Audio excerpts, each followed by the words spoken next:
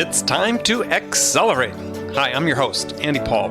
Join me as I host conversations with the leading experts in sales, marketing, sales automation, sales process, leadership, management, training, coaching, any resource that I believe to help you accelerate the growth of your sales, your business, and most importantly, you. Hello, and welcome to Accelerate. This is another episode of Frontline Friday with my very special guest, Bridget Gleason. Bridget, how are you today? Andy, I am doing great. And you? Good. Very well, as a matter of fact. Actually, we're recording this from the island of Kauai, or I am on the island of Kauai. Wah, wah, wah, wah, wah. Yeah, I know, right? It's a hard life you've got. It's a hard life. Life is rough today. Yes, it is. I have to admit, it is raining here, which was great this morning when I went out for my run. I love running in the rain. So got that one checked off my list on this trip. But yeah, it's not bad. How about you? Where are you today? I am in Bridget Gleason headquarters in Redwood City. My usual. I don't move around as much as you do, Andy. I don't move around as much. That's not entirely true. We just got through talking about 2 trips you just took that both were out of the country. Yeah, but I don't do my travel like I don't do my recording like you do all over the place. True. Okay. Yeah, you're always at world headquarters. So I thought today we would talk about sales habits. Because, it's just been one of these topics that keeps coming up and up when I talk with more and more executives and sales professionals and so on, is there's, sort of this preponderance of focus on, gosh, we want to train our sales team on skills and so on and so forth. But, at the bottom of it, if you look at a pyramid of things that you need to master to really become successful at sales, at the bottom are behaviors, fundamental behaviors and habits that you have to master. And you can have some skills that just really almost irrelevant if you can master some skills if you don't have some of these fundamental habits or behaviors perfected as well. So I thought it'd be something good to talk about today. Excellent. I love it. So in your mind, what are 1 or 2 of the most important sales habits that, I'll say sales professionals broadly, whether you're a sales rep, an SDR, an account exec, or whatever, what ones are important that you look for, that you want to make sure that your people who work for you have mastered, have locked down tight? Well, I look at things, I see habit and discipline as being sort of joined at the hip. So I look for good habits as I look for good discipline. So, for example, a good habit would be blocking your calendar and being really organized with how you spend your time. And the great sales reps that I've known and worked with have made it a habit. At the beginning of the day, they look at their calendars and they run their calendars. They don't let their calendars run them. So they're the ones that they may have meetings sprinkled throughout the day, but they've blocked out time where they're perhaps cold calling, where they're following up on opportunities, where they are doing research, where they are in meetings, whatever it is, but they run their calendars as opposed to letting their calendars run them. And so it's having good time management and really turning that into a series of habits, if that makes sense. Yeah, it's interesting. We have sort of a little ding right there, too, to emphasize that. I like that. I know those special dings that I put in. Yeah, I love the way you edit those in. So, it's just sort of a couple different points there. One is a discipline, the same as a habit, which we can certainly come back to. But specifically to this point, you're talking about managing time as opposed to having time manage you, or managing calendars as opposed to count. I think that's absolutely essential. Yeah, I think that if whether you do it at the end of a business day for the next day, or you do it first thing in the morning, if you don't have time set aside for specific tasks, they don't happen. We're all too busy at any level of an organization. There's always more demands on our time than we have time available to fulfill them. Right. And so if you're not specifically blocking out the time, prospecting is a great activity, especially if you're a sales rep and that's your job.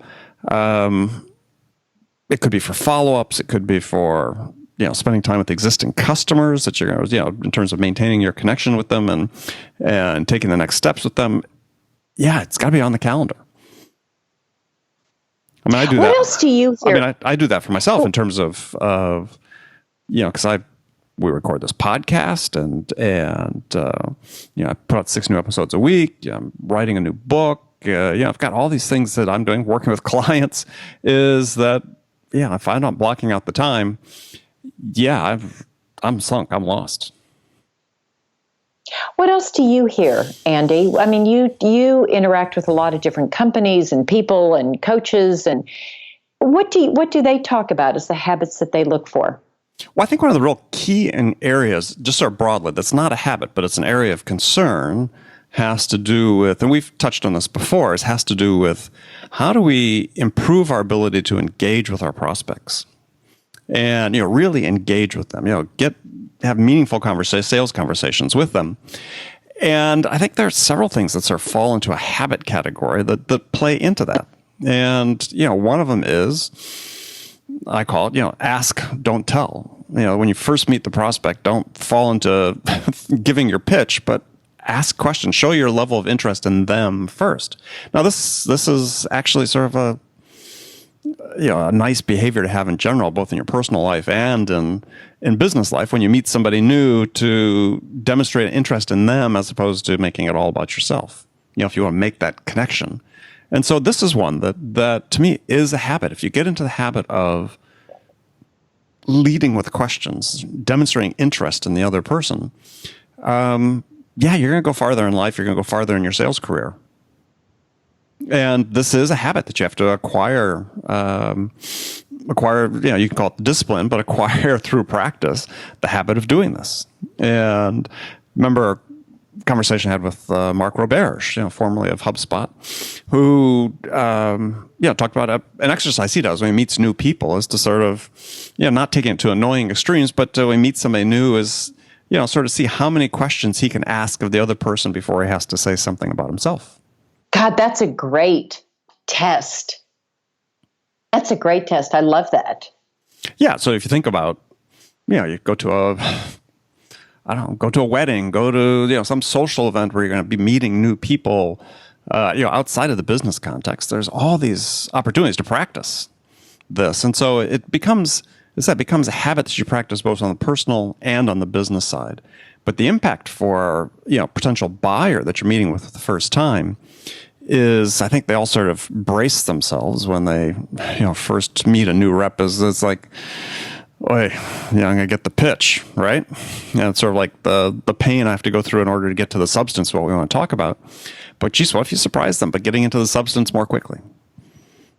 By talking about them, asking about them. And I like that, Andy, to be considered.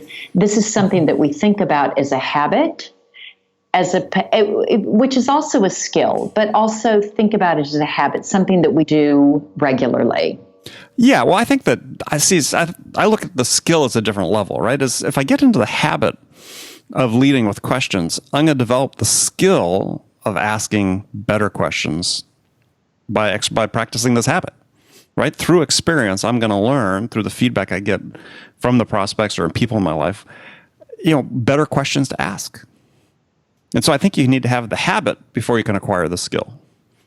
And I think this is actually where sales training oftentimes goes off the tracks for so many companies, is that it comes in and says, look, we're going to teach you how to ask better questions.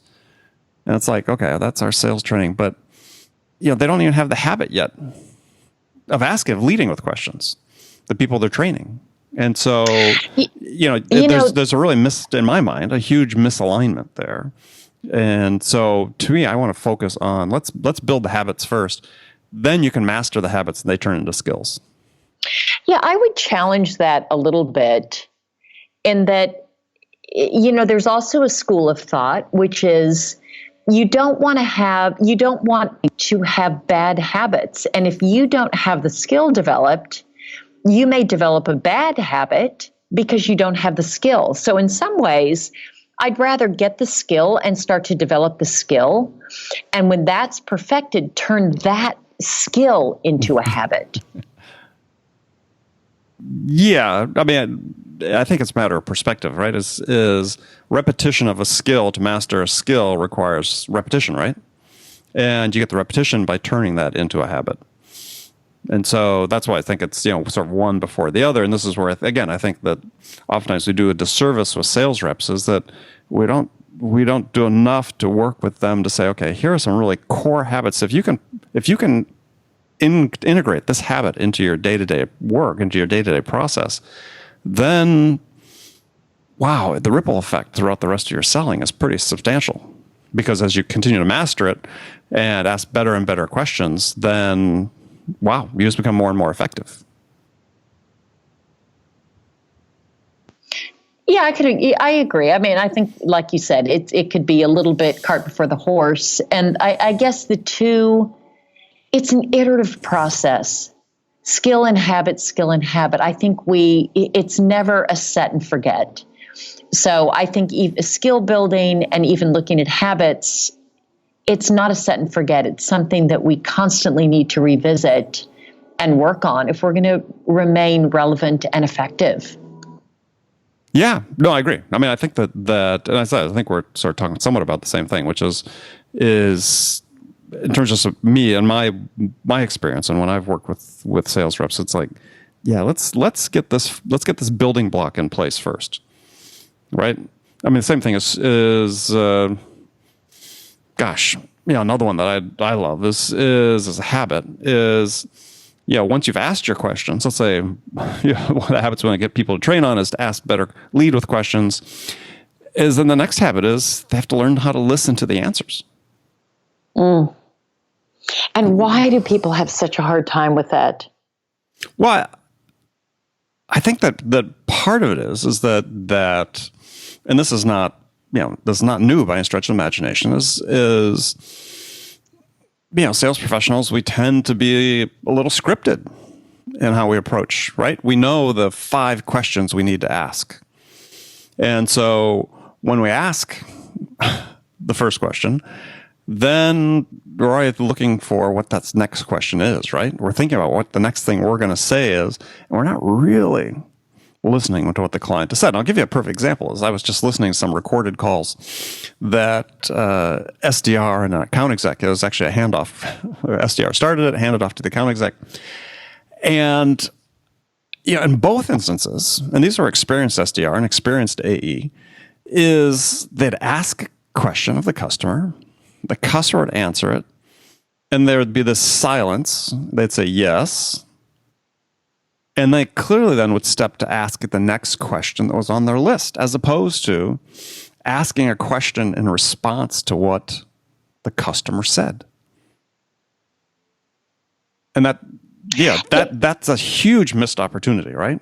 To deepen the engagement, to maybe start differentiating yourself from all the other sales reps that are talking to that potential buyer that are just, lockstep following their script. But I hear this time and time again when I either, attend calls or I'm listening to calls like I was with these, is just, they're not really paying attention to the answer. They might be writing some notes down, but then instead of having the habit of saying, I want to ask a follow-up to that. I'm sort of listening without judgment, I call that, right? I'm limiting my filters. What's the next great question to ask? Now we just go to question number 2 on our list. And that's a bad habit that you need to change. Yeah, and it reminds me of sort of a pet peeve of mine, which is people forget that sales is a conversation. It's not a presentation. And in order to have a conversation requires active listening. It's a building on what's happening. When it's a presentation, it's just, okay, I need to say this and I need to say this, or I need to ask this. So to your point, Andy, about being too scripted, it's a conversation. And if it's a conversation, it's about exploration. It's about asking. It's about learning. It's about inquiring. It's about listening. And it's really trying to get a deeper understanding. And I think you're right that too often salespeople mistake what they're doing, and it looks a lot more like a presentation. You have the other person there and you ask a few things, but really all you're trying to do is say things. And you only want to push things out as opposed to things coming back in. And that's not very effective. No. And as I said before, you miss opportunities to deepen the engagement because in this one call, the SDR asked a question about, how many, without revealing who the vendor was, how many of this certain thing do you need, right? Like how many seats do you need, let's say, for this software as a service they're selling? And the buyer gives an answer. And he never comes back and says, why do you need that many? Where are they going to go? Who's going to use it, right? What's the profile? What is the application? None of that. Just went to the next question. And it's just like, that's such a missed opportunity. So that's one. And, and Andy, when that happens to me, when I'm on the receiving end of that, I have to tell you, I feel hostile. Like, I don't like it. I feel like I feel so offended is not the right word. Really hostile is the right word. I'm not proud that I feel hostile, but I do. I feel like, I feel not valued when it's just this, like, they're not really listening. It's not a good use of my time. And no. I don't take it very well. Yeah. Well, I think it reflects badly on multiple levels. I think part of the perspective on part of the buyer is, okay, so we're just going to be sort of superficial here, as you sort of talked about. We're just going to be sort of superficial. Well, they're sort of projecting that out into the future, right? How's that going to play out in our long-term relationship? You're always going to have sort of the superficial level of interest, or you're really going to, if I have a problem, I buy from you and I have a problem, you're really going to dig into it, or are we just going to, do what's most expeditious? Yeah, and I think it's too bad when a sales rep presents him or herself that way, because then the company, by default, is also perceived that way. And so, as you said, if you're not digging into my problem, then I'm going to carry that and extend that feeling about the whole company. You may have other parts of the company that are excellent at caring for the customer once they become a customer. But if the sales rep is presenting something different, that's what's going to be carried forward in the mind of the prospect. That, they're not going to dig in. They're not going to listen. If I really have an issue, this is how it's going to get handled. Yeah. So the sales rep can do a huge disservice at the early stages of misrepresenting, where other parts of the organization may actually be quite different and quite customer oriented. But if the sales rep is not demonstrating that early, there's no way for a prospect to get that sense. Mm-hmm. Well, okay. So, sort of along the same lines. So to me, another key habit is for sales reps to consciously, deliberately say, every time I'm going to interact with a potential prospect or a potential buyer, that I'm going to have something of value I'm going to provide them during that interaction. There's something that's going to help them, that I'm going to provide them, that's going to help them move closer to making a decision. Otherwise, why am I consuming their time? I couldn't agree more violently than I am agreeing in my head. Yes. With time, we can never get time back. And to me, this is a habit. It is a habit. It's a habit, and it's a courtesy. You need to be able to provide something of value. You need to bring something to the table. Otherwise, you're not respecting their time. You're not respecting. That's right. Yeah. That's right. And as you said, as a courtesy, that's very obvious to customers if you're not respecting their time. That's right. Much like leading with a pitch. I think So I think another one we'd sort of talked about questions. Another sort of follow-up to that, to me, is a great habit to have. And it's not like you need to have all of these habits, but ideally it'd be great, but not everybody does, is what I call, ask the extra question. And, there's several people who've written some good stuff about this, so I wish I could claim credit for it, but can't. But it's, so a customer gives you you ask a good question of the customer, they give you a response, and we've talked about this before, is then you say, okay, well, that guy was interesting, so what else can you tell me about that? Or, interesting, tell me more, right? It's being able to extend yourself that one step to ask that extra question, especially that one, like, tell me more, or what else can you tell me about that? That again deepens that immediately deepens that engagement with the customer. They're going to take you to places where they're not necessarily going with your competitors. It's interesting that you're bringing this up. I read this great book called actually in the middle of it, The Most Beautiful Question. And it's all about the importance of questions. Interesting. And why. That's the name of the book? Yeah, the most beautiful or the most beautiful or the more beautiful question.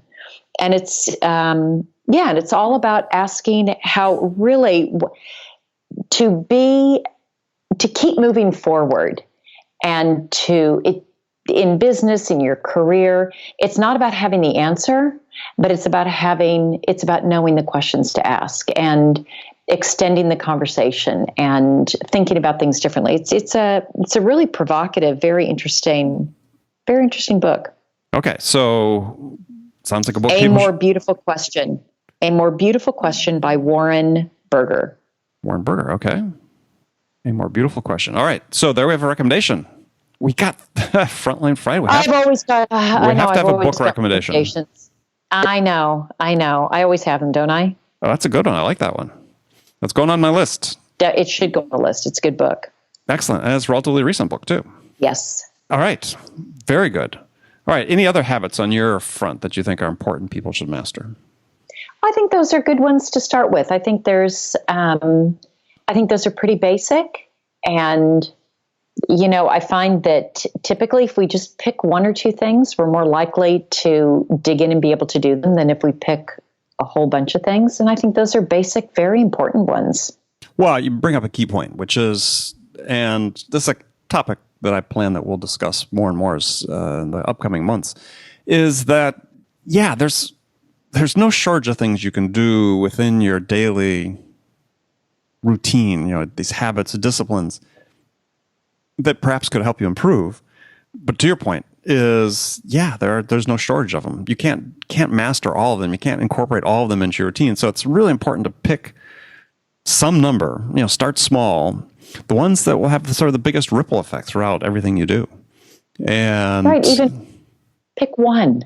Yeah. Well, you got to start somewhere. So start with one. But I'm a big believer, if anybody's read the book called The Power of Habit by Charles Duhigg, it talks about what's called keystone habits. And these are the habits that could be one habit that does have the sort of pebble in the pond effect where you get the ripples that has an impact on everything you do. And one of my favorite habits is responsiveness. This is one to me that if anybody's going to choose one, we didn't get a chance to talk about it today, but that's one that if you commit yourself to being absolutely and completely responsive to your prospects and your customers at all times, you're going to find your level of success will go up. I guarantee you, your level of success is going to go up. Yeah, that's a great one. Okay. Well, Bridget, we've come to the end of this particular show. I want to thank you for joining me. I want to thank our friends who have joined us, listening to us today.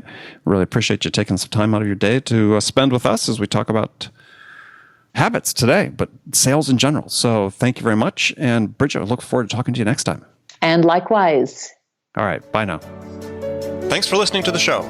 If you like what you heard and want to make sure you don't miss any upcoming episodes, please subscribe to this podcast on iTunes or Stitcher.com. For more information about today's guest, visit my website at andypaul.com.